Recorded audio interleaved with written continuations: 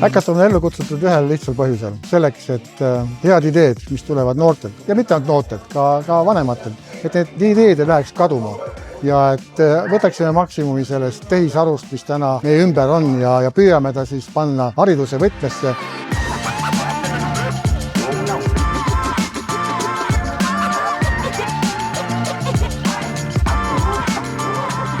Haridusäkki on vaja tiihüppel selle jaoks, et esiteks meie enda õpetajad ja õpilased ja tegelikult ka need inimesed, kellele väga haridusvaldkond Eestis hinge läheb, saaksid aru, kuhu meie tehnoloogia liigub. Ja haridusäkk on kindlasti üks parimaid kohti, kus see tehnoloogia ja haridusvaldkonna kokkupuude toimub.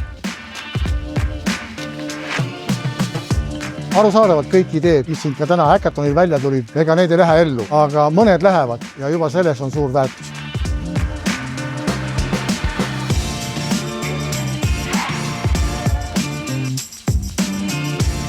Presidendi haridushackathon oli väga edukas, 1,5 päevaga jõudis 10 ideed väga tugeva prototüübini, mis loovad reaalset väärtust õpetajatele, õpilastele, koolijuhtidele ja ma loodan, et järgmise sammuna me suudame need kõik ka ellu viia ning päriselt Eesti haridust paremaks teha.